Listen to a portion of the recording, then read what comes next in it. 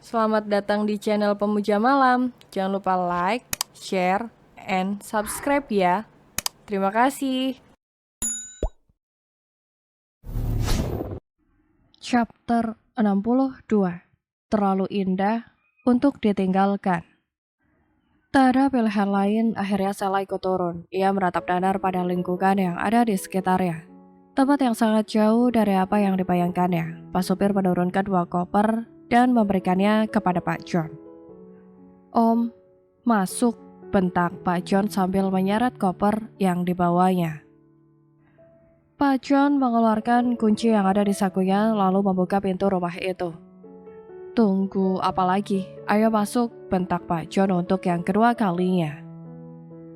Sela mendengus kesal, namun ia mengikuti langkah Pak John yang sudah sampai di ruang tamu. "Om, apa maksudnya ini?" tanya Sela sambil berdiri tepat di hadapan Pak John. "Kamu masih bertanya apa maksudnya? Semua ini terjadi karena kebodohan kamu," bentak Pak John. "Kenapa aku? Bukankah Om yang berniat menikahiku? Kenapa sekarang Om menyalahkan aku?" tanya Sela dengan nada yang tinggi. Ia merasa kesal karena sejak tadi Pak John membentaknya. "Aku cukup pintar, tidak seperti kamu yang sangat dungu. Menurutmu aku sudah gila meminta izin untuk menikah lagi? Pikir pakai otak, istri mana yang rela dimadu? Bahkan dia sendiri yang melamar untuk suaminya." "Kamu benar-benar bodoh," bentak Pak John tepat di depan wajah Sela. Lalu, "Buka telinga kamu lebar-lebar. Jika kamu tidak tuli, pasti kamu tahu suara siapa itu," bentak Pak John sambil mengeluarkan ponselnya. Detik berikutnya, Sela terpaku dengan mulut yang menganga lebar. Dadanya terasa sesak, seakan tak ada lagi ruang untuk bernafas. Hancur sudah dunianya. Ia kini terjatuh dalam lubang yang paling dalam. "Ken," gumam Sela dengan sangat pelan. Badan Sela gemetaran, sekarang ia dapat memahami apa yang sebenarnya terjadi. Hidupnya akan tamat detik ini juga. Dalam ponsel itu terdengar jelas suara dirinya ketika bertengkar dengan Ken beberapa waktu lalu. Rupanya lelaki itu sangat cerdik. Ia merekam semuanya dan memberikannya pada Nyonya Carolina. Sikapnya yang terlihat tenang ternyata sangat menghanyutkan. Dan Sela kini ia terperangkap dalam jebakannya. Ia menjadi istri dari lelaki tua yang tak punya apa-apa. "Puas sekarang sudah sadar dengan kedunguan kamu, hah?" bentak Pak John. Aku, diam. Kau tahu, gara-gara kamu, Carolina menuntut cerai dan sekarang aku menjadi orang miskin. Aku sangat menyesal mengenal wanita bodoh seperti kamu," teriak Pak John. Sela tak menjawab, bibirnya bergetar dan matanya mulai berkaca-kaca. Bagaimana nasibnya? Bagaimana nasib keluarganya? Jika Pak John keluar tanpa membawa harta, otomatis yang menguasai hartanya adalah Nyonya Carolina. Dan ternyata selama ini dia tahu tentang skandalnya. Mungkinkah dia masih mau menjadi investor di perusahaan ayahnya?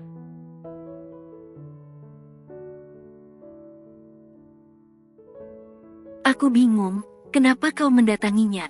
Kau hendak menyombongkan diri, tapi sebenarnya kau hanya menggali lubang untuk dirimu sendiri," kata Pak John dengan nafas yang memburu.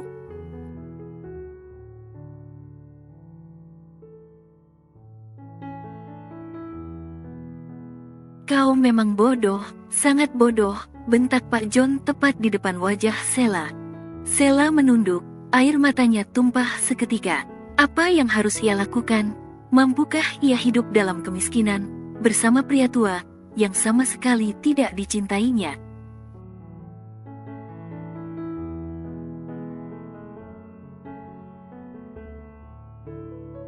"Bereskan itu, Tata di dalam kamar. Katamu kau merasa nyaman bersamaku, jadi kau harus bersikap seperti istri yang baik," kata Pak John sambil melangkah pergi meninggalkan Sela.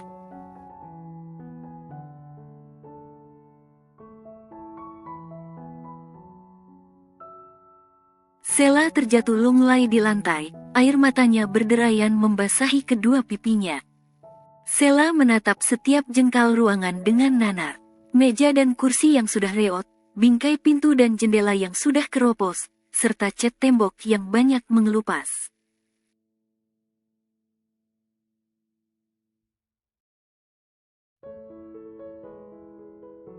Kenapa hidupku berakhir seperti ini? Mama, Papa tolong aku, ucap Sheila di sela-sela tangisannya. Sheila teringat dengan amplop coklat yang tadi diberikan oleh Nyonya Carolina kepadanya. Apa isinya?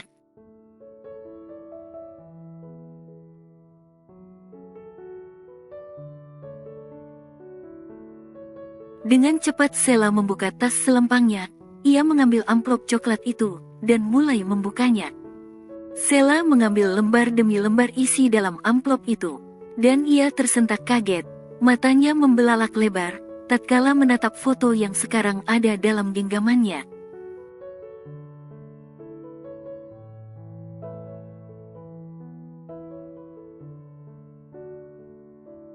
Dalam foto itu terlukis jelas, gambar dirinya bersama Pak John yang sedang melakukan hal intim, hanya selimut tipis yang menutupi setengah tubuh mereka.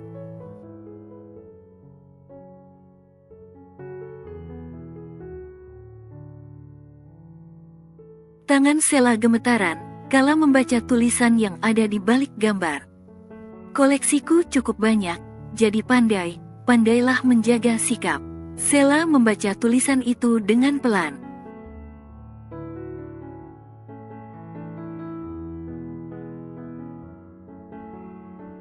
Tangisnya kini semakin pecah. Ia tak menyangka jika dirinya akan terjatuh ke dalam lubang yang sedalam ini. Ken benar orang yang sangat berbahaya.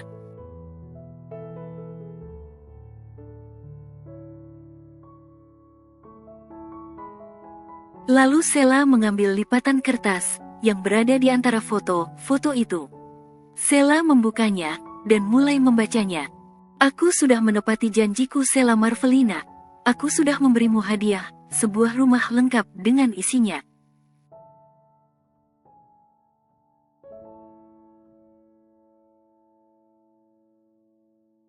Aku harap kamu menyukainya. Waktu itu aku tidak mengatakan kalau rumahnya besar dan mewah, jadi aku tidak salah, kan?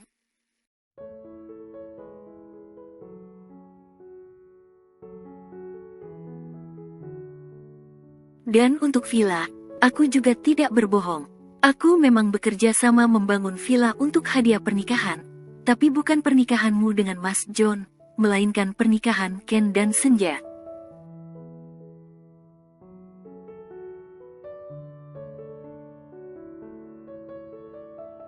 Kamu masih ingat kan, kalau kemarin aku hanya mengatakan untuk hadiah pernikahan, aku tidak pernah mengatakan jika itu untukmu.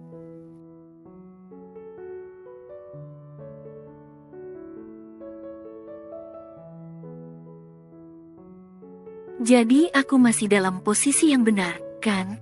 Sheila menggeram kesal, ia merasa dipermainkan. Lalu Sheila memegangi kepalanya, rasanya sangat sakit dan pening.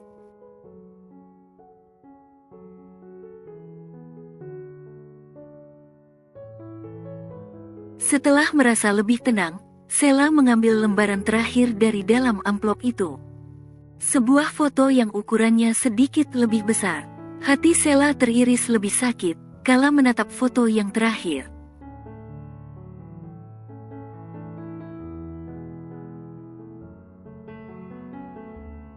Sebuah foto villa yang berada di kawasan puncak, bangunannya terlihat mewah dan elegan. Halamannya dipenuhi bunga indah, dan dilengkapi dengan ayunan.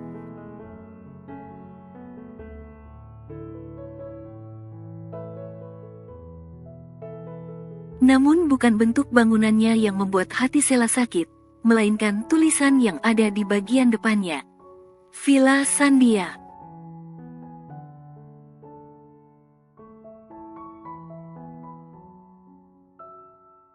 Kau benar tidak punya hati, Ken. Aku seperti ini karena mencintai kamu, tapi kamu malah sangat memuja kekasihmu.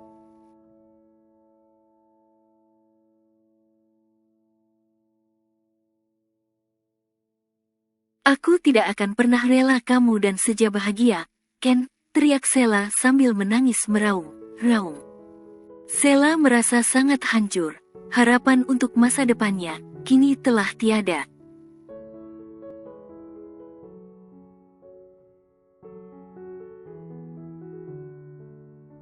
Di saat Sheila masih menangis, meratapi nasibnya yang malang, tiba-tiba pintu ruang tamu dibuka dengan kasar. Pak John datang sambil menenteng kantong plastik yang entah apa isinya.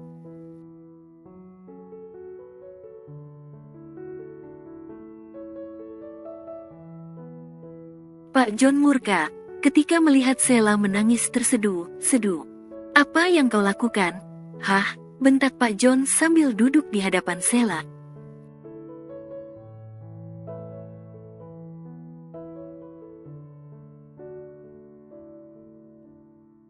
Sheila diam. Ia tak menjawab sepatah kata pun, hanya tangisnya yang terdengar semakin pilu. "Semua ini karena ulahmu sendiri, tidak perlu kau tangisi. Seharusnya kamu bersyukur, karena aku mau menikahimu."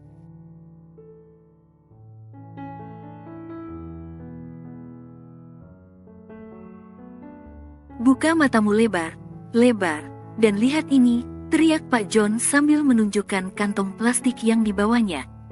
"Aku masih memikirkan kamu, aku membelikan makanan untuk mengisi perutmu. Aku masih mau peduli, meskipun aku tahu niat busukmu," bentak Pak John, seraya melemparkan makanan itu ke atas meja.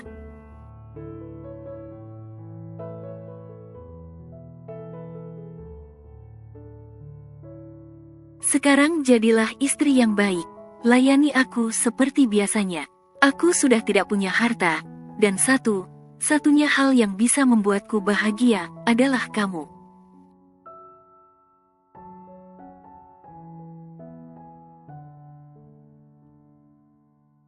"Sekarang aku adalah suamimu, aku bebas menyentuhmu, kapanpun yang aku mau," ucap Pak John sambil membelai wajah Sheila.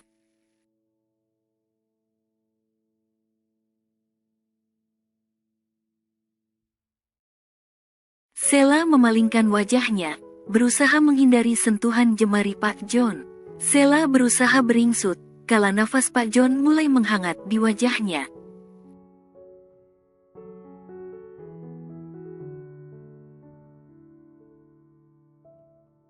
Jika biasanya ia rela melakukan hal itu, karena imbalannya adalah setumpuk uang. Namun kini, apa yang akan ia dapat? Lelaki itu sudah tidak punya apa-apa.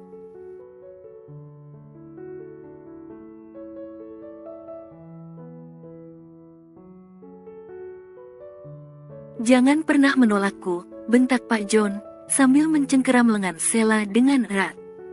"Sakit, Om," ucap Sheila.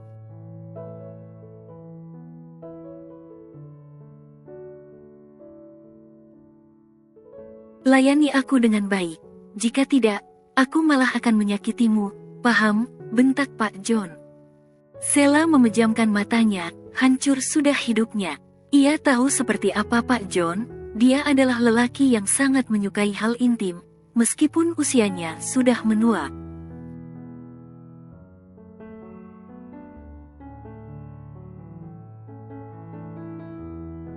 Dan Sheila, mulai detik ini ia akan hidup bersamanya. Ah, mampukah kiranya dia?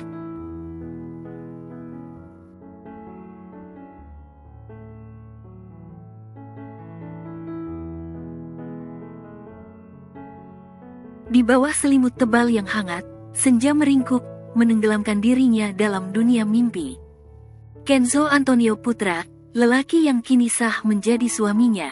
Ia duduk di tepi ranjang, sambil menatap lekat wajah sang istri yang masih terlena.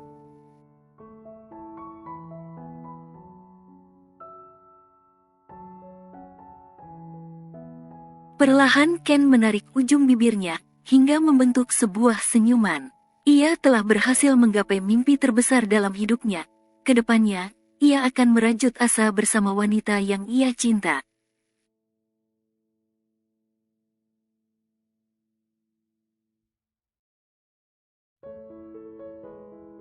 Masih ada waktu, tidak akan terlambat, walaupun aku membiarkannya tidur untuk beberapa saat lagi. gumam Ken sambil melirik jarum jam yang melingkar di tangan kirinya.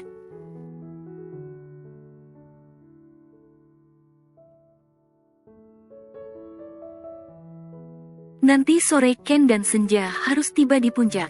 Ken akan meresmikan sebuah villa yang dibangun bersama Nyonya Carolina.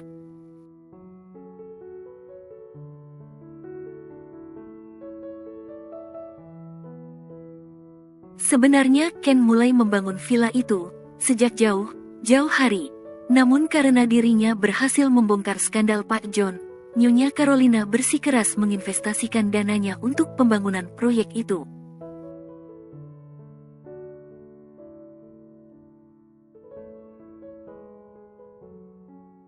Menurut beliau, itu untuk hadiah pernikahannya, juga awal dari kerjasama mereka. Dan Ken, ia sama sekali tidak menolaknya.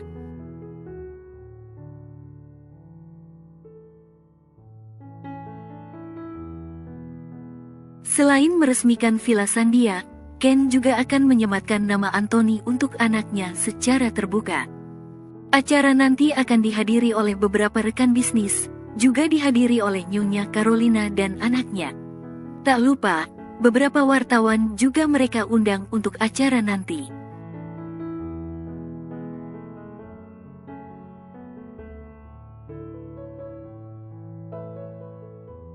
Ken kembali menatap wajah Senja, lalu ia menyibakkan rambutnya yang menutupi wajahnya. Tak berapa lama kemudian, Senja menggeliat pelan, sambil mengucek matanya yang masih sayu.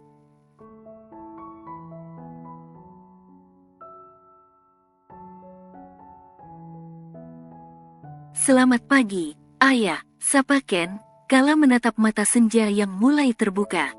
Pagi Ken, jawab Senja dengan suara seraknya.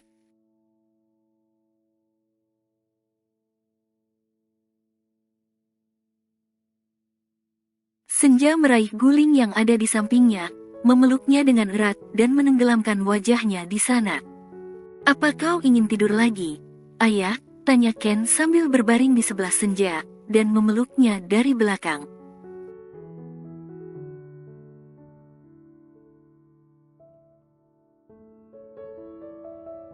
Mimpiku terlalu indah untuk kutinggalkan, jawab Senja sambil mengulas senyum di bibirnya.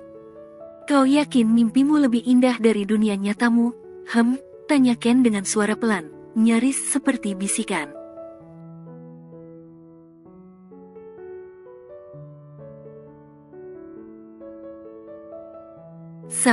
Sama indah, karena dalam mimpi ataupun dalam nyata, orangnya tetap sama, yaitu kau. Jawab Senja. Begitukah? Tapi ayah, sekarang bangunlah. Setengah jam lagi kita harus berangkat ke puncak, kata Ken sambil melepaskan rengkuhannya.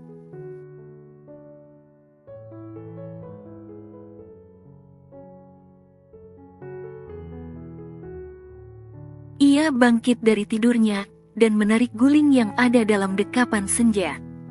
Katamu kita akan berangkat pukul 9, kata Senja.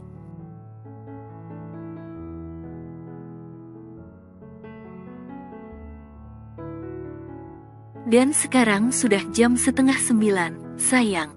Ken tersenyum sambil menunjukkan gelang jam yang sedang dipakainya.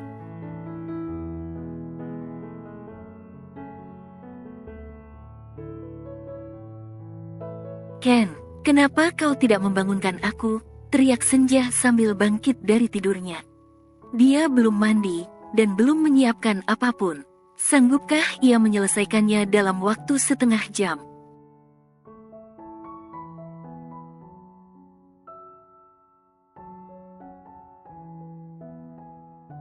Tidurmu sangat nyenyak ayah, aku tidak tega membangunkanmu, jawab Ken. Itu gara kamu, teriak Senja sambil menatap Ken dengan tajam.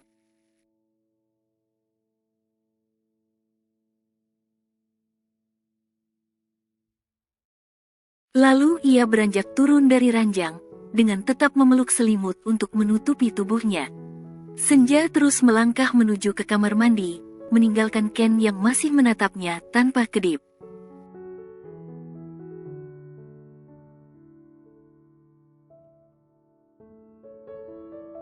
Aku tidak menyangka jika hari ini benar-benar terjadi, Ayah. Aku sempat menyerah dan berniat menghapus perasaanku untukmu.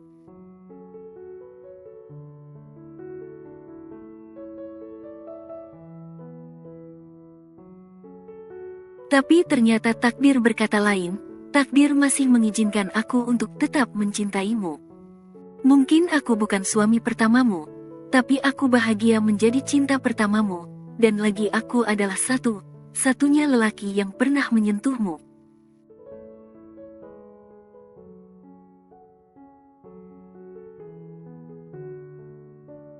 Aku sangat bahagia, Ayah, kata Ken dengan senyuman yang semakin mengembang.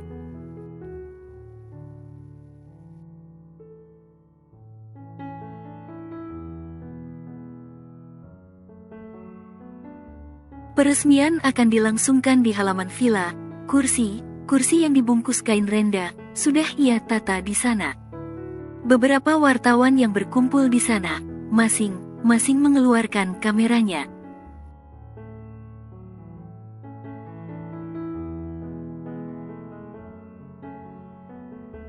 Selain meresmikan villa ini, di sini saya juga ingin mengenalkan satu anggota baru dalam keluarga Anthony. Dia adalah Razhia, anak dari istri saya, kata Ken sambil menatap Senja yang sedang berdiri di sebelahnya.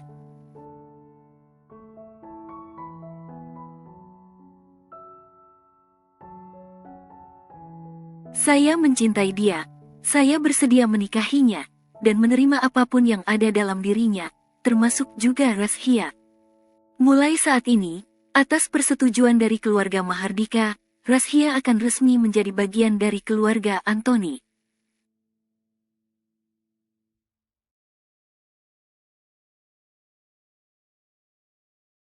Dan saya akan menyematkan nama belakang saya untuknya, Razhia Antonio Putra. Sambung Ken dengan tegas.